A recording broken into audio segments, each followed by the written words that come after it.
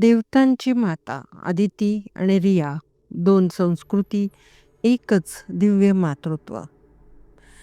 कल्पना करा की जेव्हा अजून आकाशाला मर्यादा नव्हत्या, जेव्हा देवताही जन्माला यायच्या आधी मातृत्व आधी अस्तित्वात होतं.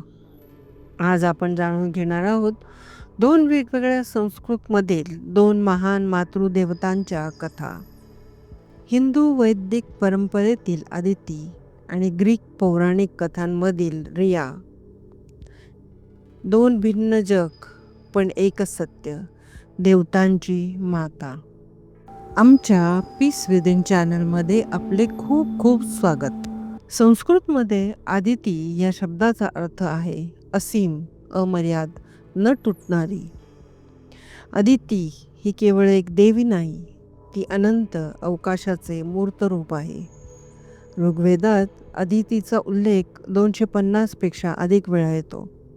ती आहे मातृत्वाची देवी, चेतना आणि अचेतन, भूत, वर्तमान आणि भविष्य, सृष्टीच्या उत्पत्तीचं मूळ स्तोत्र. आदित्यांची माता सूर्य, वरुण, मित्र, पुषा, भग, अंश हे सर्व खगोलीय देव अदितीपासून जन्मले. ती आहे सर्व देवांची माता, सर्व जीवांची माता. अदितीला मूल प्रकृती, वाक, दैवी शब्द आणि आकाश यांच्याशी जोडले जाते. ती केवळ देवतांची जननी नाही, तर सृष्टीला एकत्र बांधून ठेवणारी. पुराणानुसार ती दक्ष प्रजापतीची कन्या आणि कश्यप प्रजापतीची पत्नी. 8 पुत्रांपैकी 8व्या सूर्याला तिने त्यागले आणि तो नभस्थ झाला. तपस्येमुळे ती झाली विष्णू माता, सर्व देव माता. नरकासुराने अदितीचे कुंडले चोरली, तेव्हा श्रीकृष्णाने नरकासुर मर्दन करून ती कुंडले परत आणली.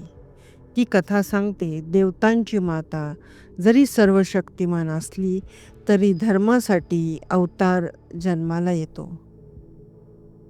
आता वळूया ग्रीक पौराणिक कथांकडे. रिया टायटन्सपैकी एक, आकाशदेव युरेनस आणि पृथ्वीदेवी गाया यांची कन्या.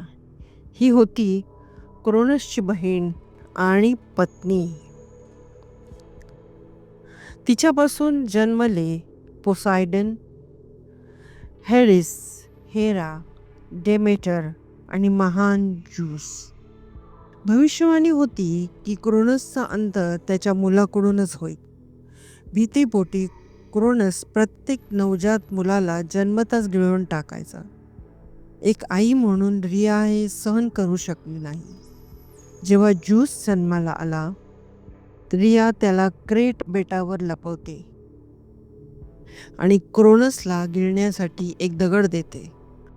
ज्यूस मोठा झाला, त्याने क्रोनसला पराभूत केले आणि आपल्या भावंडांची सुटका केली.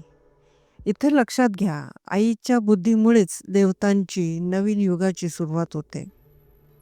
ऑलिम्पियन देवतांचा काळ सुरू झाला. सत्ता जरी ज्यूसकडे गेली तरी रिया अपोलोच्या जन्मावेळी उपस्थित, डायनोनिससचे संगोपन करणारी आणि डेमेटरला धीर देणारी माता ती होती.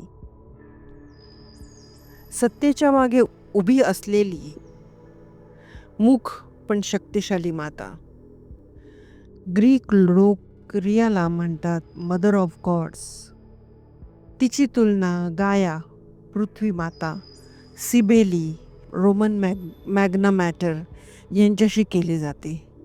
सगळीकडे एकच भाव, दिव्य मातृत्व. देवी अदिती आणि रिया यांची तुलना. अदिती अनंत, असीम, रिया पृथ्वी व आकाशाशी जोडलेली. अदिती वैदिक तात्विक, रिया पौराणिक कथात्मक. अदिती विश्वाचे तत्व, रिया देवतांची जननी.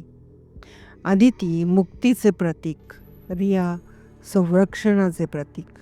पण दोघींचा सार एकच. आई हीच पहिली देवता आहे. जग वेगळं, संस्कृती वेगळी, भाषा वेगळी, पण मातृत्वाची भावना सर्वत्र समान आहे. आदिती सांगते, अनंत म्हणजे प्रेम. रिया सांगते, संरक्षण म्हणजे मातृत्व.